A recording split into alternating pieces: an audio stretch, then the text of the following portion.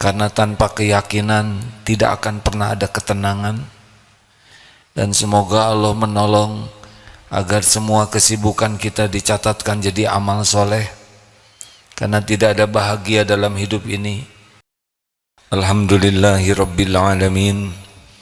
Alhamdulillahilladzi khalaqal mauta wal hayata liyabluwakum ayyukum ahsanu amala wa huwal azizul ghafur.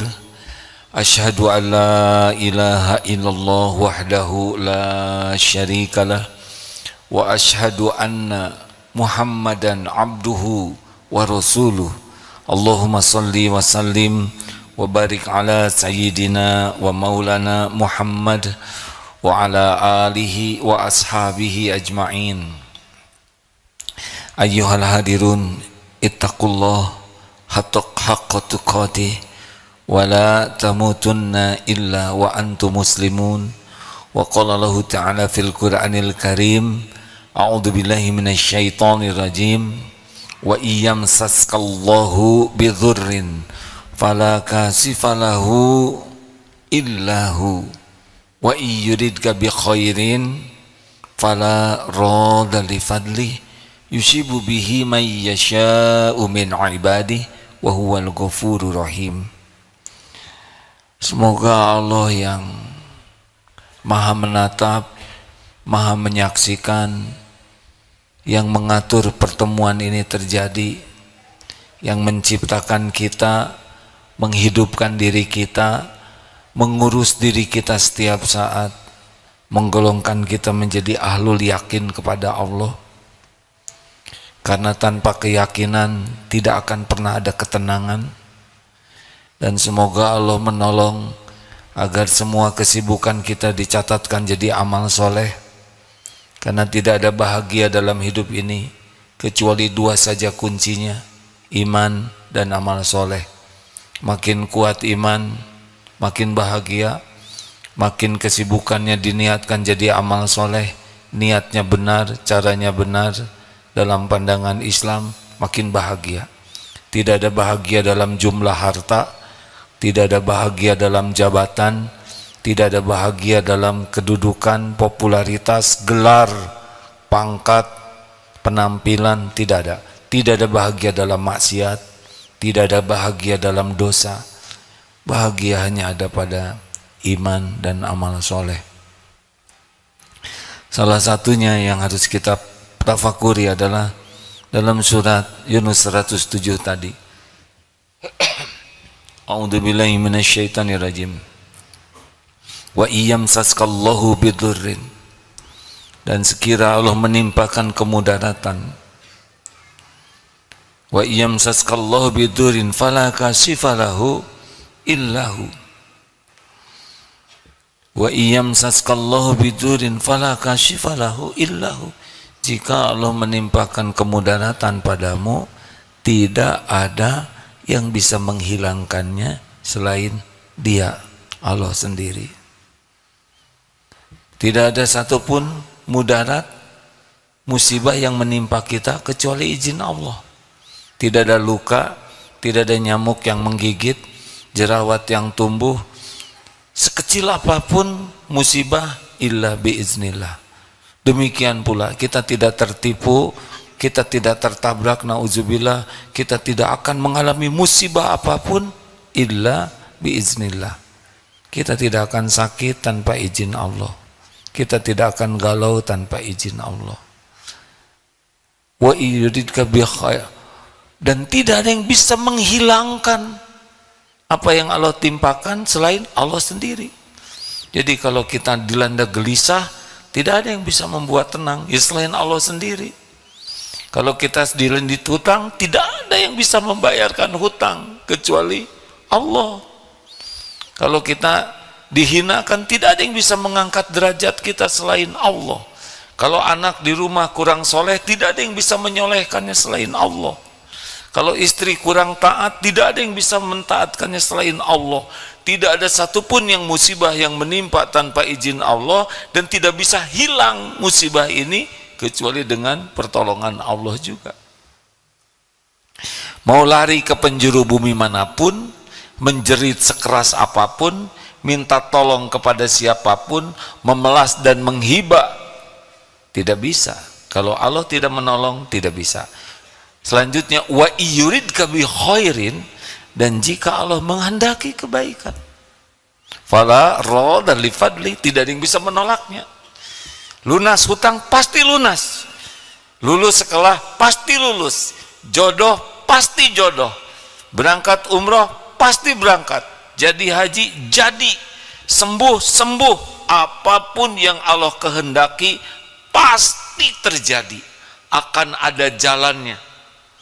Sekarang sakit, Allah kehendaki sembuh lewat obat, ketemu dengan obatnya.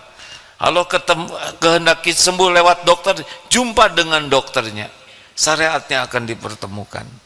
Tidak punya uang, tapi Allah menghendaki haji, akan ada jalannya. Apakah dapat undangan, apakah dapat limpahan, selalu akan ada jalan, dan tidak bisa ditolak, tidak bisa dihalangi, tidak bisa dicegah oleh siapapun. Innama amruhu idza arada syai'an ayyaqula lahu kun fayakun. Jadi masalah terbesar kita adalah bukan masalah yang sedang dijalani. Ketika ada masalah, kita tidak menyadari masalah ini terjadi dengan izin Allah, seakan-akan terpisah. Padahal apapun musibah yang menimpa kita, dalam surat At-Taghabun ayat 11, wa ma asobaka min musibatin ma asobaka min musibatin ma asoba min musibatin illa biiznillah. Tidak ada satupun musibah yang menimpa kecuali dengan izin Allah. Wa may yu'min billah yahdi qalbah. Barang siapa yang beriman kepada Allah, Allah akan tunjuki di hatinya. Wallahu bikulli syai'in alim, dan Allah Maha tahu segala-galanya, Maha mengetahui segala sesuatu. Jadi kalau ada masalah, kita ditipu, kita difitnah, kita sakit, apa saja musibah, yang pertama orang beriman, ini izin Allah. Yang kedua, tidak ada yang bisa menghilangkan kepahitan ini selain Allah. Itu ayatnya tadi. Mau jungkir balik juga nggak bisa. Kalau hutang, Allah tidak melunasi, tidak akan pernah lunas. Tapi kalau Allah mau melunasi, hutang sebesar apapun pasti lunas. Nah, hadirin sekalian, nikmatnya jadi orang beriman adalah di sini. Kita tidak gentar terhadap masalah apapun karena ada Allah yang janji. Jadi apa yang terjadi kalau kita ditimpa musibah? Satu, kita ridho. Ya Allah, saya terima ujian ini. Saya terima apa yang Engkau berikan ini. Dua, tobat. Karena wa ma asobakum min musibatin fabima kasabat aidikum. Musibah apapun yang menimpamu disebabkan tanganmu sendiri. Mungkin kita pernah menghina, pernah memukul, pernah menipu, pernah ngambil barang orang, entahlah dosa apa yang sudah pernah kita lakukan dari mulai balik sampai sekarang, pasti banyak dan pasti kembali kepada kita. In ahsantum ahsantum li anfusikum wa in asatum falaha. Jika engkau berbuat baik, kebaikan untuk dirimu, engkau berbuat jahat, kejahatan itu pun kepadamu. Jadi kalau kita ditimpa musibah, maka kita ridho, qadarullah wa masya'a fa'al, kemudian tobat. Kenapa? Karena yang bisa menghilangkan dosa itu syariatnya tobat.